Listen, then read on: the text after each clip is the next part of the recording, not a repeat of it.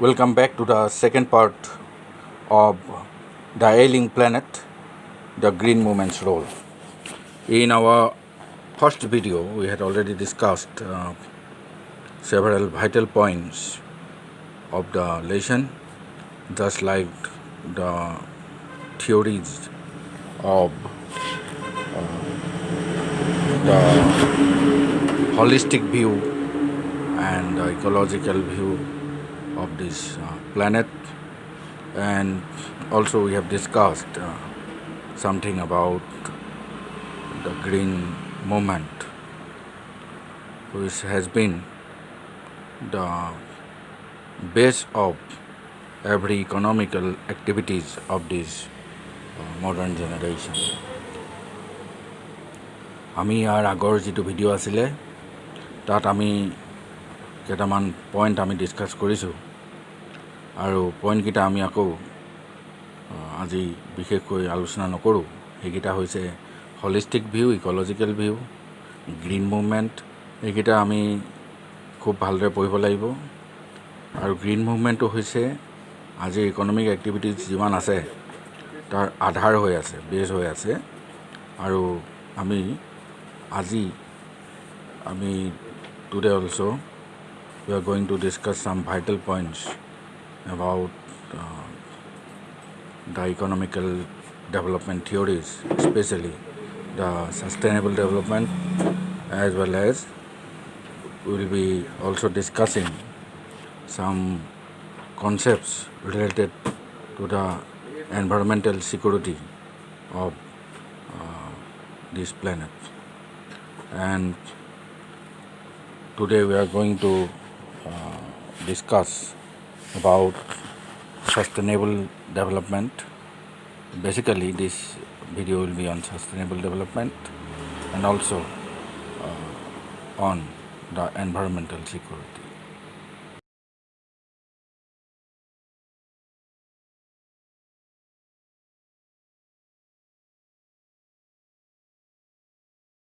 The first point, therefore, in our discussion would be sustainable development. আজি আমাৰ প্ৰথম পইণ্টটো হৈছে বহনক্ষম অৰ্থনৈতিক বিকাশ। And sustainable development is one of the many economic developmental theories or economic development theories. Development theories, economic development theories বহুত আছে, অৰ্থনৈতিক বিকাশৰ থিয়ৰি বহুত আছে। তাৰ ভিতৰত হৈছে ছাষ্টেইনেবল ডেভেলপমেণ্ট থিয়ৰি, তাৰ ভিতৰত এটা। গতিকে বুলেট পইণ্টত যিকেইটা পইণ্ট আছে আমি এতিয়া ওৱান বাই ওৱান ডিছকাছ কৰিম। The first, before understanding what is sustainable development, let us make clear what is economic development. We know' that economic development means the development of all the resources inside a particular economy. আজি যদি ভাৰতবৰ্ষৰ ইকনমিৰ কথা চাওঁ, যে ভাৰতবৰ্ষৰ economy হৈছে ভাৰতবৰ্ষৰ যিমান ৰিচোৰ্চ আছে, ৰিচোৰ্চবিলাকৰ যিটো উৎপাদন, এই উৎপাদনৰ যিটো ইকনমি, কেনেকৈ আমি উৎপাদন কৰিলে বেছি লাভ আহিব, এইটোৱে হৈছে আমাৰ ভাৰতবৰ্ষৰ ইকনমি। ইকনমিক ডেভেলপমেণ্টৰ বহুত থিয়ৰি আছে। There are so' many development theories of economy. For example, industrial development theory, trade expense theory, ideological development, endogenous development theory, capitalist theory. So there are so many development theories, and in today's world, sustainable development is regarded to be the all acclaimed, and it is acceptable to each and every economy throughout the globe. It is all pervasive law of development theory. Now the question goes, why this theory is known as sustainable development? And what is sustainable development? এতিয়া আমাৰ প্ৰশ্ন আহিব যে sustainable development মানে কি, বহনক্ষম বিকাশ মানে কি। Earlier what happened, people utilized resources were used for earning money, for production, without thinking about the future of resources. And nowadays, people have begun to think about the future of resources also as well. আৰু আগতে যিটো চিন্তা নকৰিছিলে, আজিৰ মানুহে, আজিৰ ইকনমিষ্টসকলে, আজিৰ অৰ্থনীতিবিদসকলে কি চিন্তা কৰিছে, আজিৰ এই যে ইকনমিক ৰিচৰ্চবিলাক আছে, যিবিলাক মানে অৰ্থনীতিৰ সম্পদবিলাক আছে, সম্পদবিলাকৰ ভৱিষ্যতলৈ চিন্তিত হৈছে। গতিকে বহনক্ষম বিকাশ যদি আমি ৰিচৰ্চবিলাকৰ কথা চিন্তা নকৰি বিকাশত লাগি যাওঁ, if you want to continue economic development without bothering about the resources, then ultimately the day will come when there will be no resources at all. আৰু এনেকুৱা এটা দিন আহিব য'ত ৰিচৰ্চ একেবাৰে নাইকিয়া হৈ যাব। আৰু তেতিয়াই কি আমাৰ পৰিস্থিতি উদ্ভৱ হ'ব, then all of a sudden there will be a break in the chain of ডেভেলপমেণ্টৰ তেতিয়া বিকাশটো ৰৈ যাব। এতিয়া প্ৰশ্ন আহিছে, what is the use of economic development. Economic ডেভেলপমেণ্টৰ অৰ্থ কি? What is the motto of economic development? To raise the living standards of men. If this is the motto, if we are to enhance our living standard, then we will have to enhance our living standard without destroying our environment, Earth's ecosystems. Otherwise, if we think about our standard of living, the improvements of standard of living, and if there will be no oxygen at all, then could we be able to live at all? আমি living ষ্টেণ্ডাৰ্ডৰ কথা ভাবি এনেকুৱা এটা অৱস্থা আহিব যিদিনা ইয়াত oxygen নাইকিয়া হৈ যাব পৃথিৱীখনত, তেতিয়া লিভিং ষ্টেণ্ডাৰ্ডৰ কথা কিবা আহিব নেকি? তেতিয়া আমি জীয়াই থাকিবই নোৱাৰিম দেখোন। So that is the vital point of sustainable development. That means it is also a economic development theory that aims for raising living standards of man without destroying Earth's ecological systems or causing environmental problems such as climate change, water scarcity, or species extinction.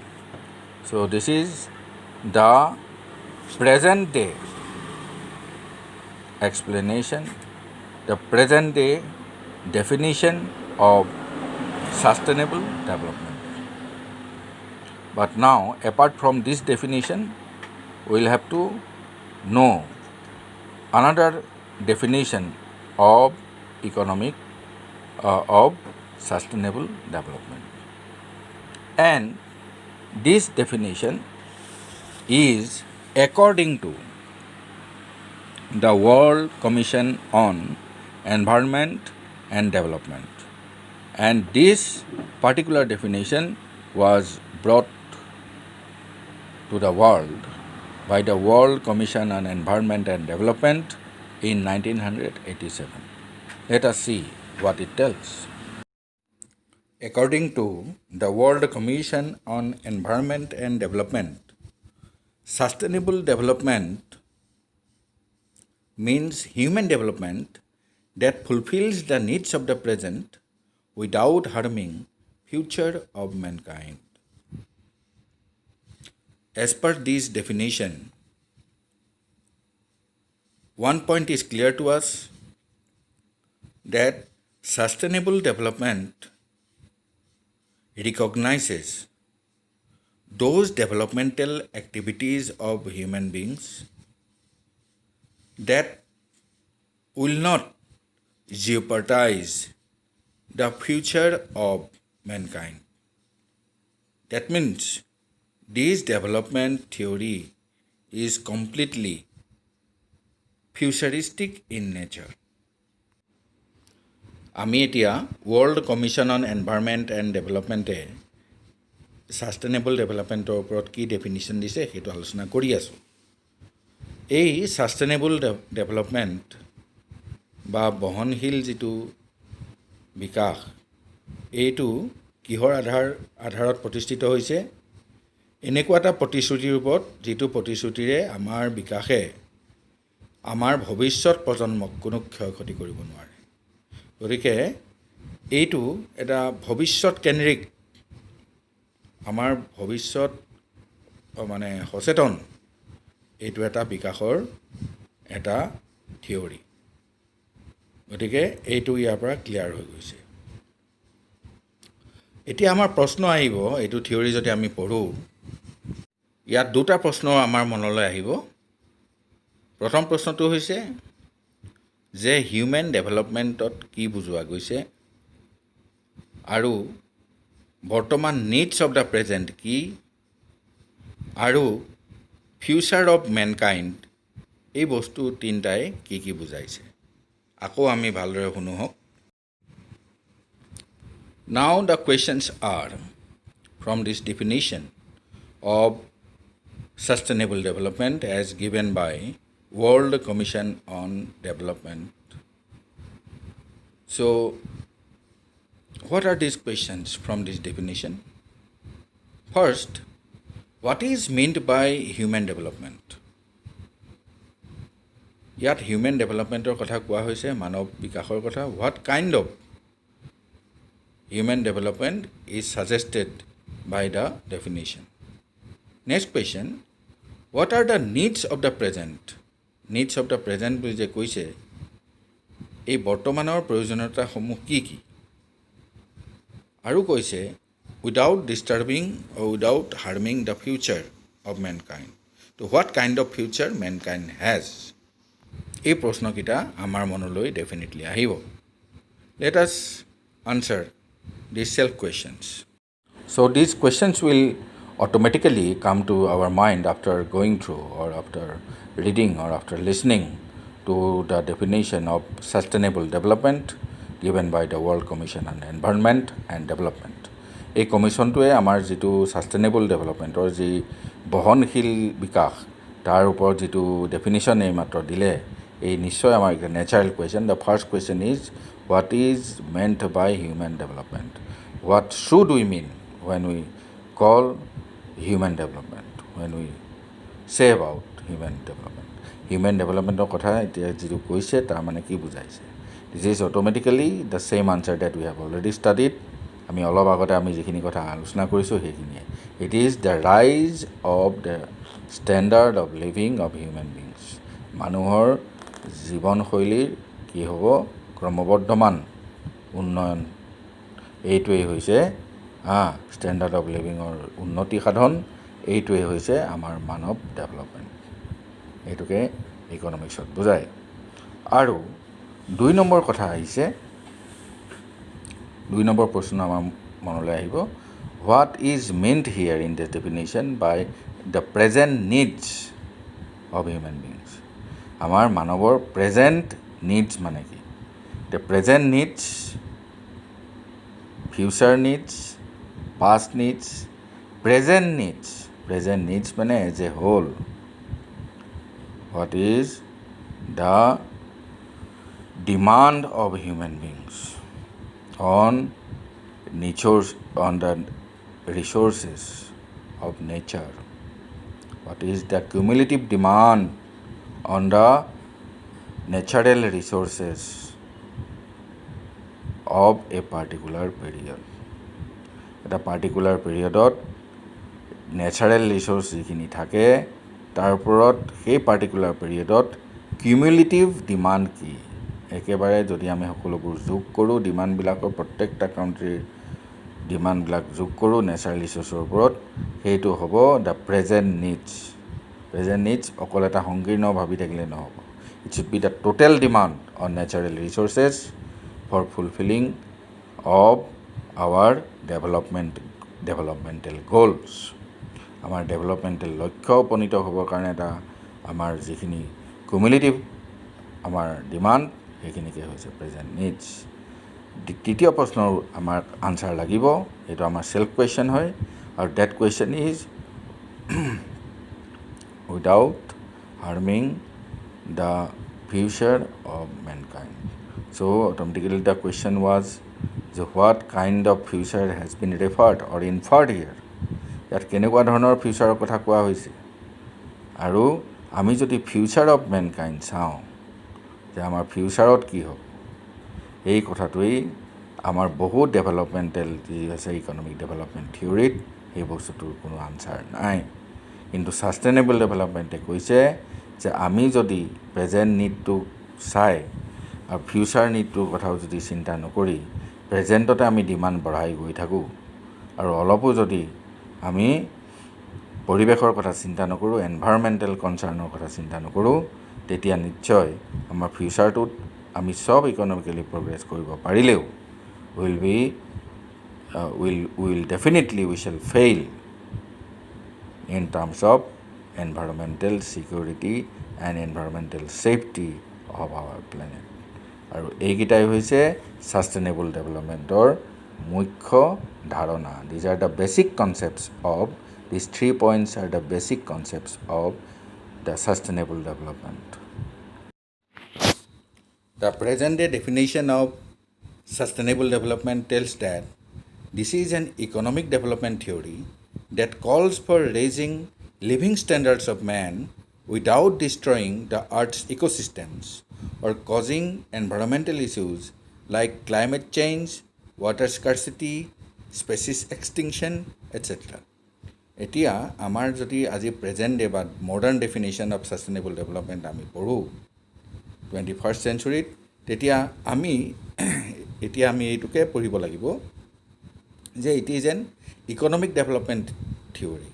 এইটো এটা অৰ্থনৈতিক বিকাশৰ এটা theory হয়, আৰু সেইটোৱে যিটোৱে আহ্বান জনাইছে আমাৰ মানৱ জীৱনৰ ষ্টেণ্ডাৰ্ড অফ লিভিং জীৱনৰ মানদণ্ড উন্নত কৰিব লাগে without ডিষ্ট্ৰয়িং the আৰ্থছ ইক'ছিষ্টেমছ।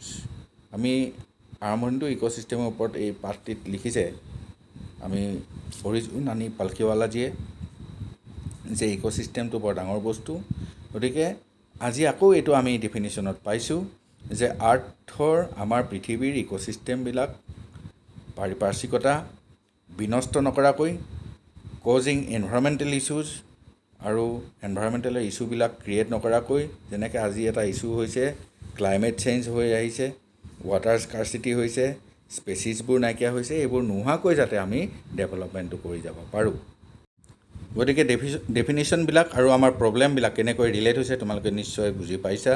U must understand that the concepts that we have studied are related to this particular lesson in our first video is directly related to the next portion also. The whole chapter will be on such concepts only. It is very easy to understand.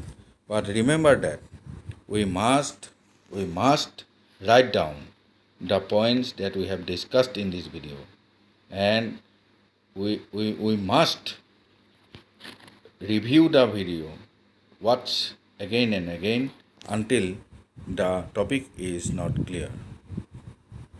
On our next video, we'll be discussing some other points related to this lesson as highlighted by Nani Palkhiwala, and also we'll be discussing the issues like the principal biological systems of art, which are actually the natural systems, which are the founding pillars or the basis of our life, as well as our economy, as well as we'll be also discussing the topic like the importance of forests in our lives, which had been ignored by the previous generations, and also we'll be discussing the freeholder concept of human beings or nature, and that has been so disgusting that the human beings are creating the cremation ground for human race themselves. And also we will be discussing the different evils of population explosion and the deforestation, etc. and etc. And until then, my best wishes, and please remember, I would like to remind you that please write down the things shown up in the video, and please watch once and again until a particular topic is not clear. I think after observing or after watching these videos, I think the lesson will be very clear to you all. Thank you very much.